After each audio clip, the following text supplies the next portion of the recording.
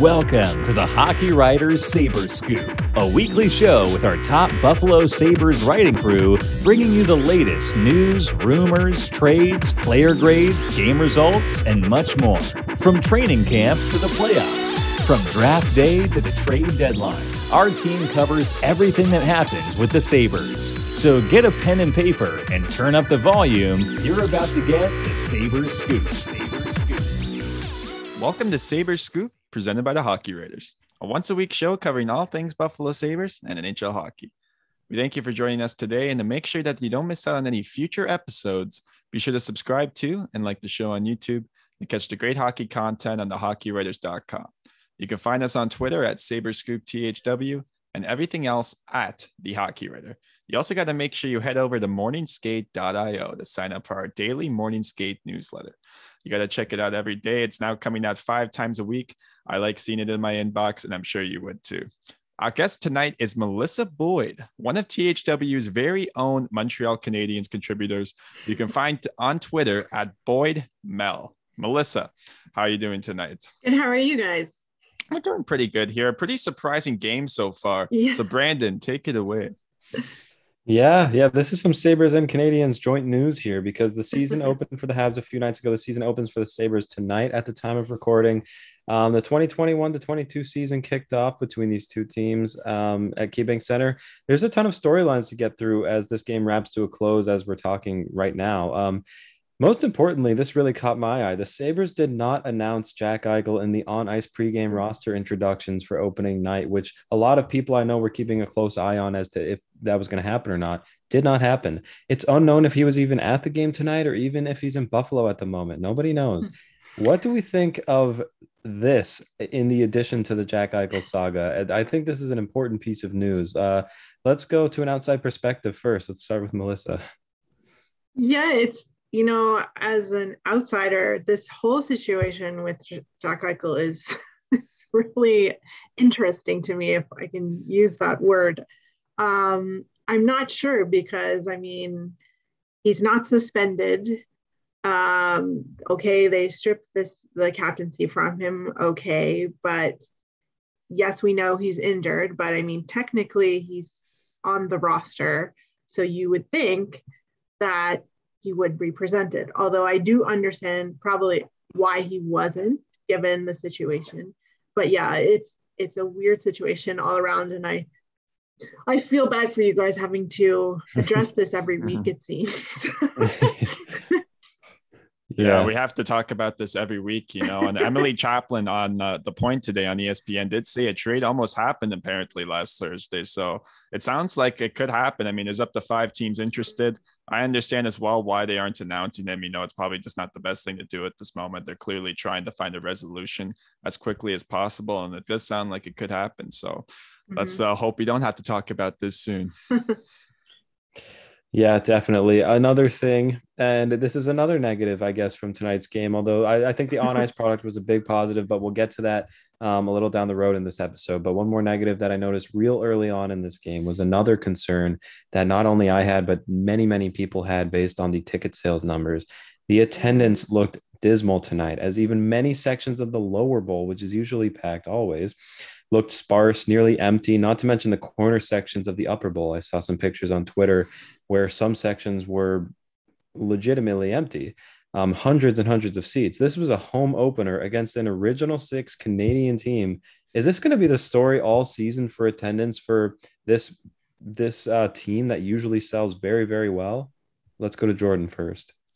Yeah, it definitely seems like at the start. I know John Vogel of The Athletic was commenting on it today. It sounds like nearly 10,000 season ticket holders have dropped out of actually, renewing their season tickets, which kind of makes sense. If the Sabres start to, maybe have a hot start, maybe you'll see a slight increase in the coming days. But I don't expect this team to do well in attendance. I expect them to be a bottom 5 team in that regard. Yeah, Melissa?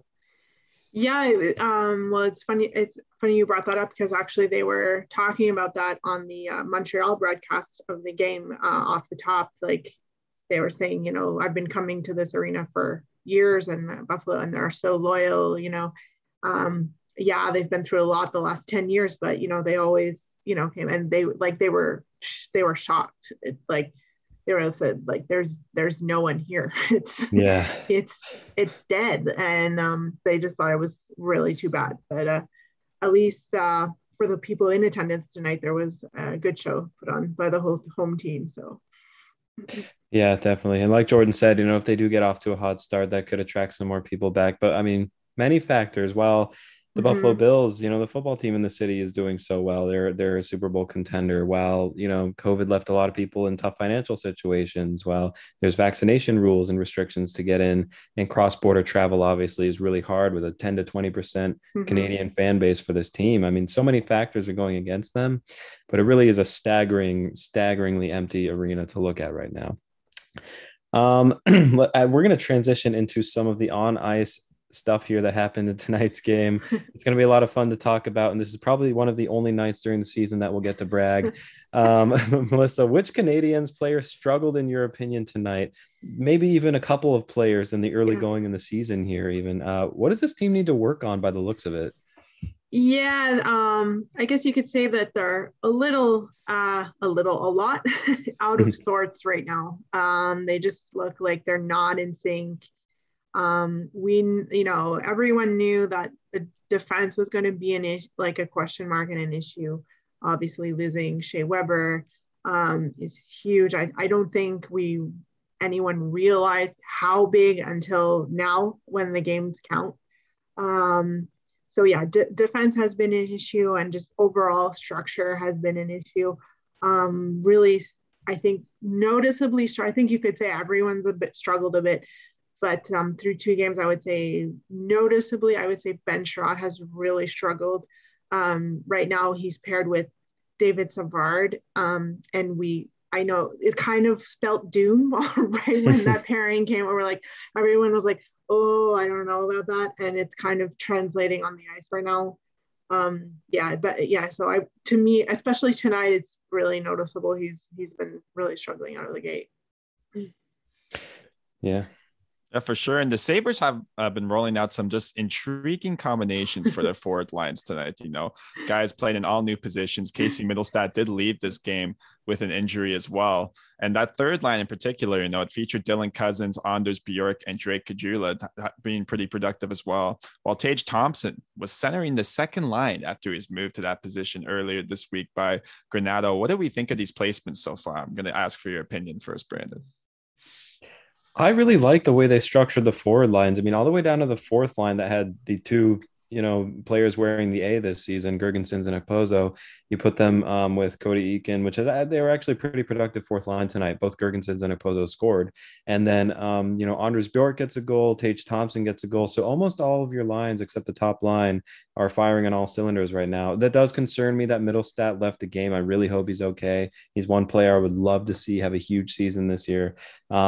But yeah, I've really liked the forward combinations so far. And I think if, this game was any indicator, they should just keep what sticks and, keep seeing if these guys can build some chemistry on lines together, keep it rolling until it doesn't work.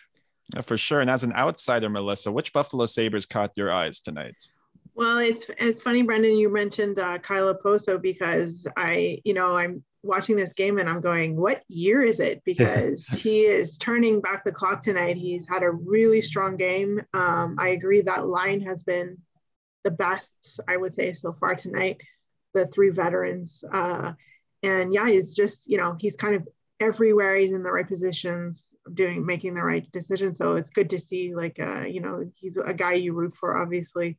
He's the type of guy that you want to see succeed. So it's nice to see. Yeah. But it was surprising, where is this coming from? I didn't know he still had it in him to do this, but yeah.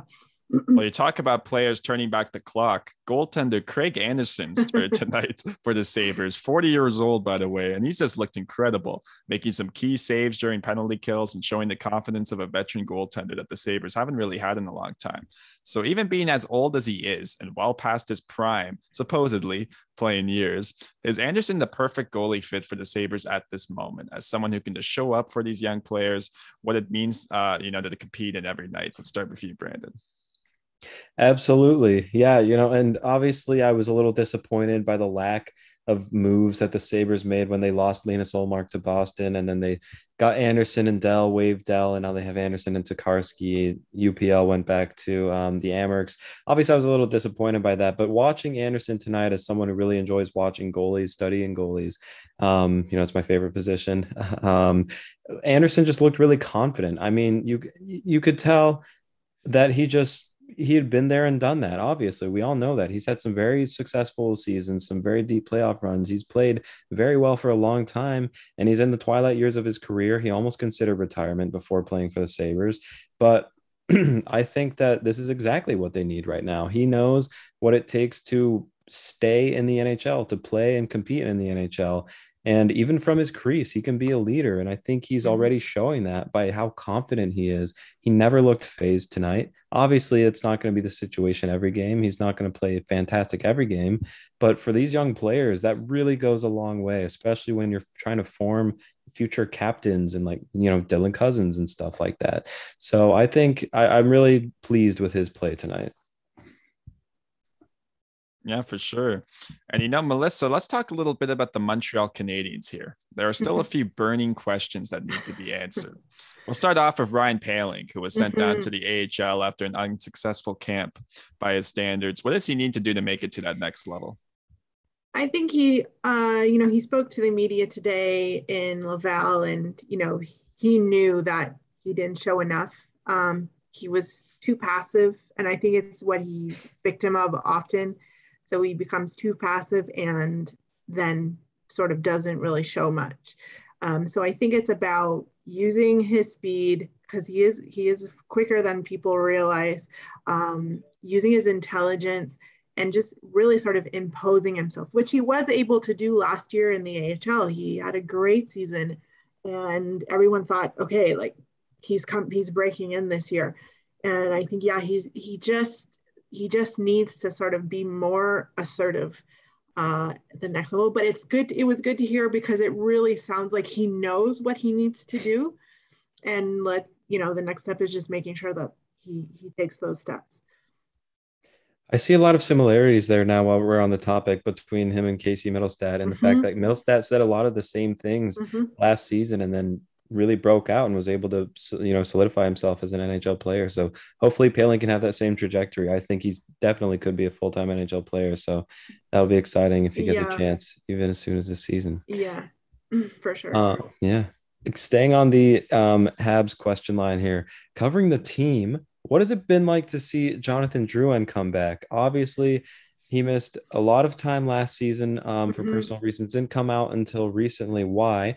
But he's been very outspoken about his journey with mental health struggles, and he scores for the Habs. So what has it been like to cover that sort of story arc? And obviously right now he's back and playing. How cool is that to see?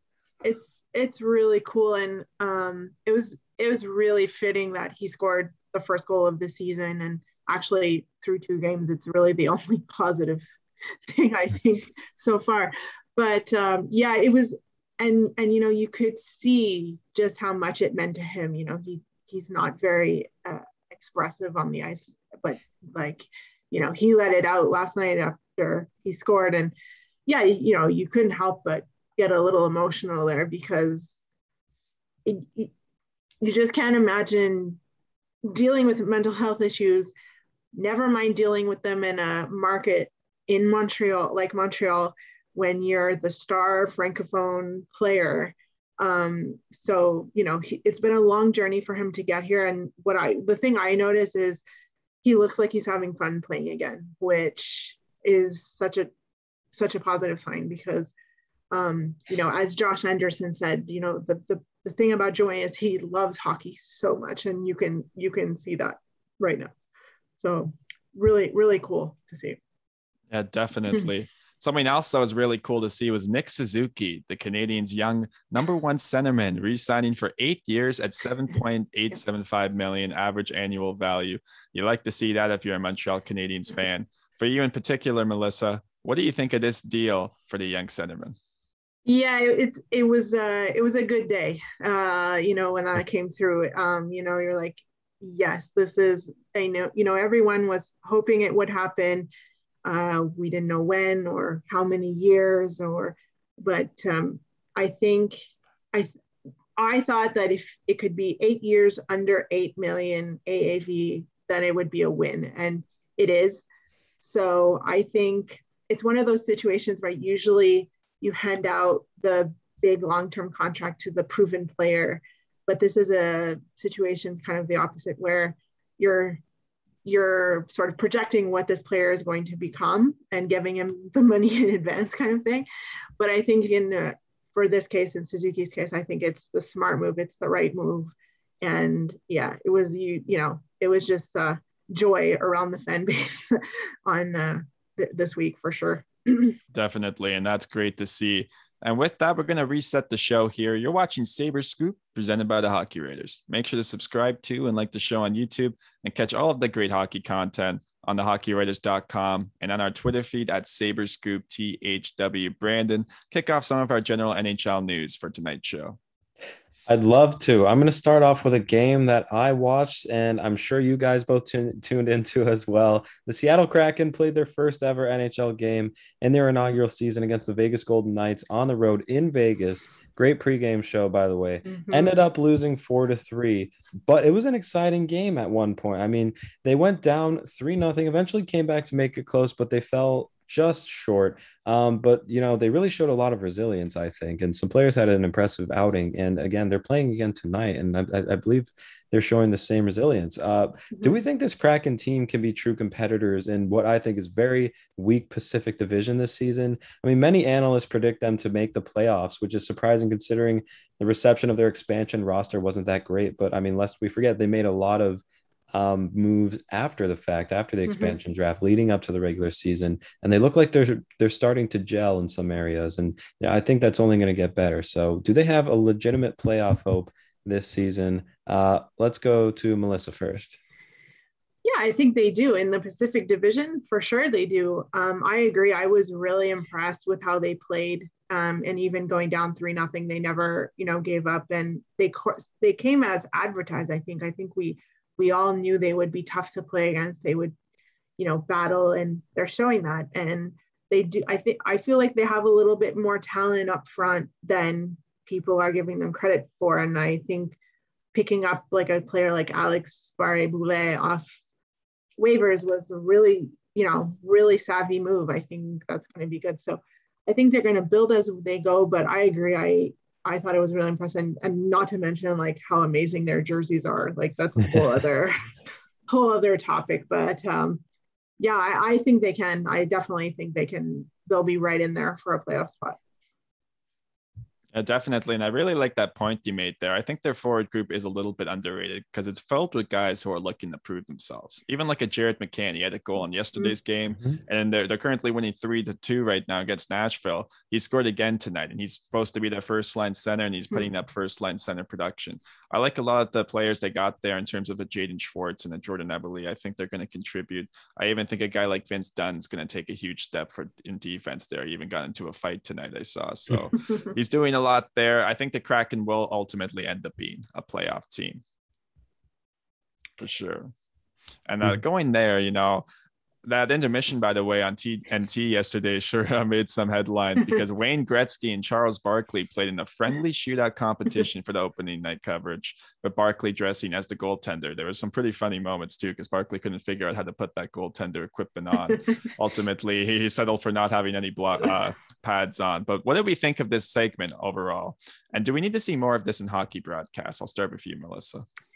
Yeah, I loved it. I mean, it's obviously going to be really hard for them to replicate what they have with the NBA, like with the NBA panel. That's so strong. That's so good.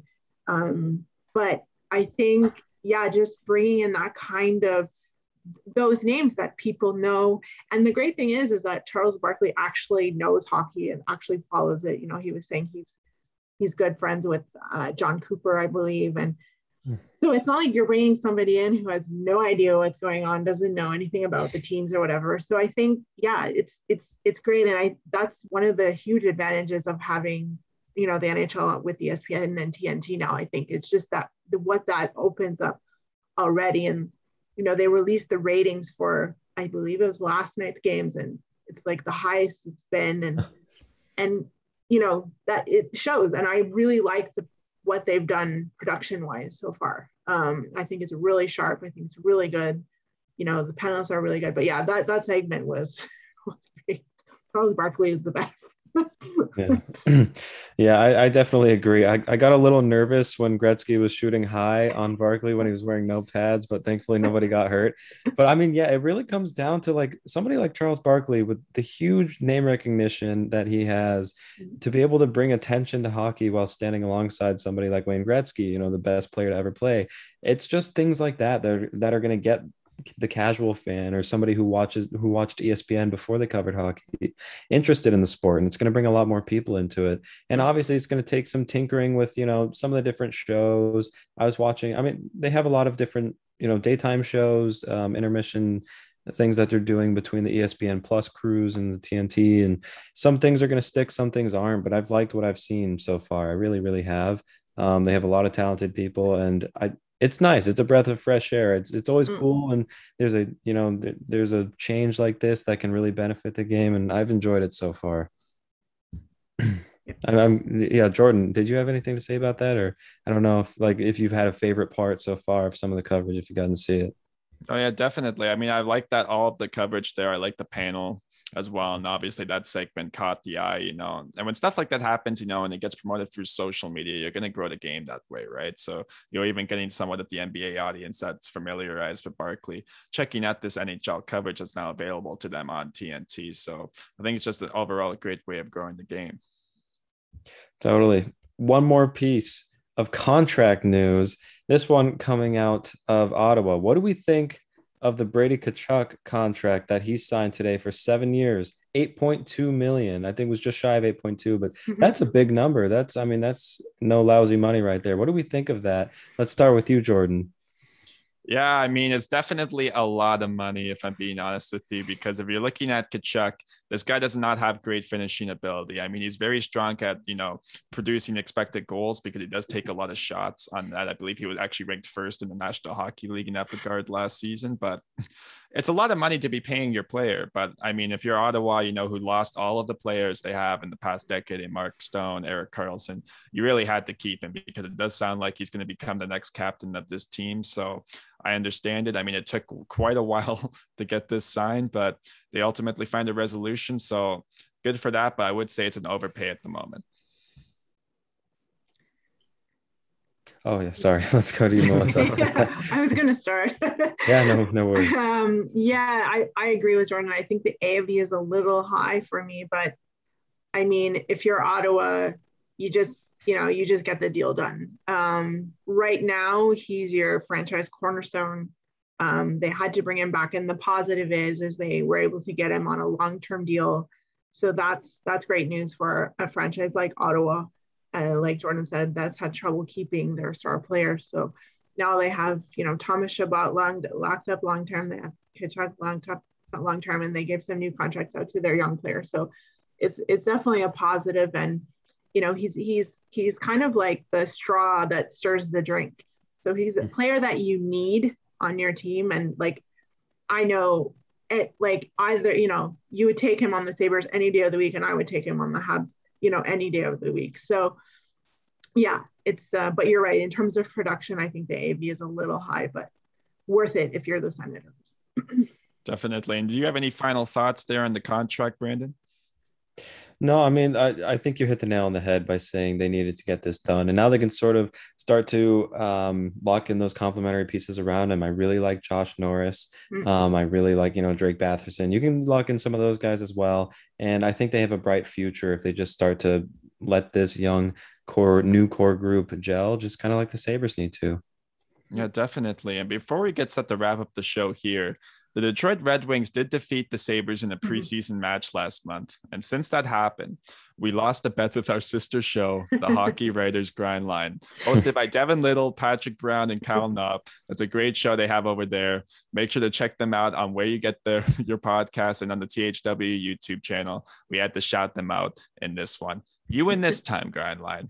But with that being said, we're all clear here to wrap up the show. So we thank you for joining us, as this has been Sabres Scoop presented by the Hockey Writers. Make sure to subscribe to the show on YouTube and follow us on Twitter at Sabres Scoop THW. You also got to make sure you're checking out Morning Skate on morningskate.io to sign up for your daily newsletter, where you don't want to miss out on that weirdest hockey news coming at you every day. And once again, thank you, Melissa, for joining us for tonight's show. You can catch her on THW Chicks and Sticks, which comes out tomorrow as well on top of our show, and as well as her general Montreal Canadiens coverage on the hockeywriters.com.